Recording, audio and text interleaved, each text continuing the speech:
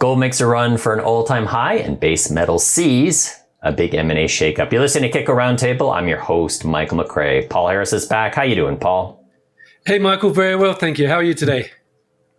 We have no guest. Gold prices are a bit weaker on some routine profit taking and chart consolidation after the market hit a 13-month high on Thursday. Stronger than expected, U.S. consumer sentiment numbers weighed on precious metals. On Friday, the University of Michigan said its consumer sentiment index rose 63.5, down from 62.0 in March. Data beat expectations. Gold, of course, jumped midweek when the all-important CPI number came in better than expected. The all-time high for gold futures was made in August 2020 at 2089. As of this recording, gold is now trading under 2,000. Copper reversed itself too. Copper prices in London rose to a 7-week high before they were taken down by mixed economic data coming out of China. Bitcoin has broken through 30,000 and oil hasn't done much since last week's rally. Last check, WTI crude was in the low 80s. Markets are looking ahead to May to see if Federal Reserve will raise its interest rate by 25 basis points in the month. Paul, very busy week in mining. Yes, a lot of news this week, Michael. I'm going to start with copper and a lot of M&A news this week. Hudbay Minerals is to acquire Copper Mountain Mining for $439 million to create an America's copper producer with 150,000 tons a year of red metal output and 300,000 ounces a year of gold. The all-stock transaction represents consideration of $2.67 Canadian per Copper Mountain share, a 23% premium. And Hudbay and Copper Mountain shareholders will own 76% and 24% of the resulting company, respectively. The resulting entity will have 3 long-life mines and organic growth from a pipeline of copper expansion and development projects in Canada, Peru, and the USA. Glencore offered an $8.2 billion cash sweetener to buy Teck Resources shareholders out of their coal exposure as it responded to concerns from Teck's board about its hostile $23 billion takeover bid. Acknowledging that some Teck investors may prefer a full coal exit and others may not desire thermal coal exposure, Glencore changed its offer. Teck rejected this too, but adjusted the terms of its planned separation of its metals business from its coal business, which shareholders will vote on later this month.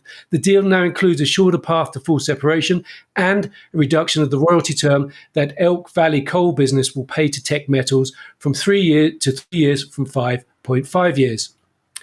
Newmont continues in its proposed takeover of Newcrest Mining. This week, it's submitted a revised, non-binding, indicative proposal to Newcrest, which would see Newmont bumping the value of its bid by 16% from $16.9 billion to $19.5 billion. Newmont and Newcrest shareholders would own 69% and 31% respectively of the combined company. Newcrest would also have the right to pay its shareholders a special dividend of up to $1.10 per share. Newmont said its improved offer is its best and final offer, unless someone else comes in and bids more, of course. Newcrest granted Newmont exclusivity and confirmatory due diligence access to its data to enable Newmont to put forward a binding proposal.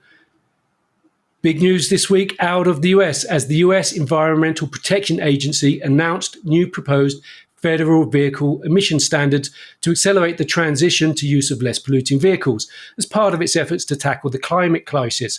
The proposals would avoid nearly 10 billion tons of CO2 emissions, and they're expected to accelerate the transition to electric vehicles, with the EPA forecasting EVs could account for 67% of new light-duty vehicle sales and 46% of new medium-duty vehicle sales in 2032. This is likely to be a big boon to producers of metals for batteries. Talking of which, Sibanye-Stillwater refinanced and increased its US dollar revolving credit facility from $600 million US to $1 billion to enhance its liquidity. The company has been pivoting into battery metals in recent years.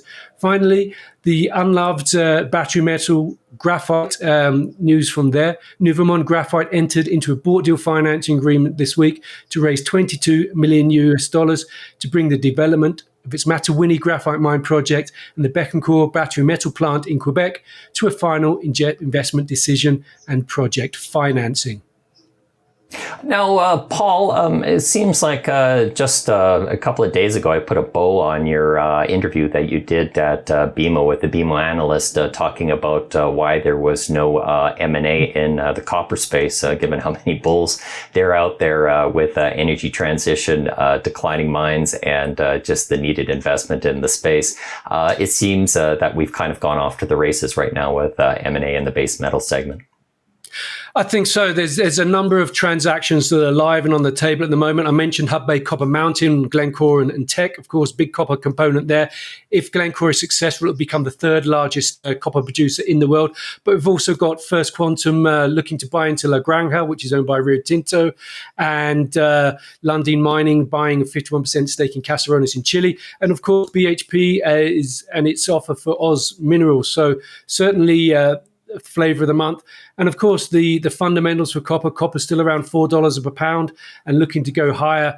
Shortage of projects, development projects out there, and a lot more demand potentially coming down the track from the energy transition, increased uptake of electric vehicles and other technologies. Paul, you're going to be heading to the big cheese of the copper space, and that is the World Copper Conference in Santiago. What are you looking to find out? Very interesting. Looking to find out more about the sentiment for mergers and acquisition in the copper space, and also new project development. There aren't that many development projects out there.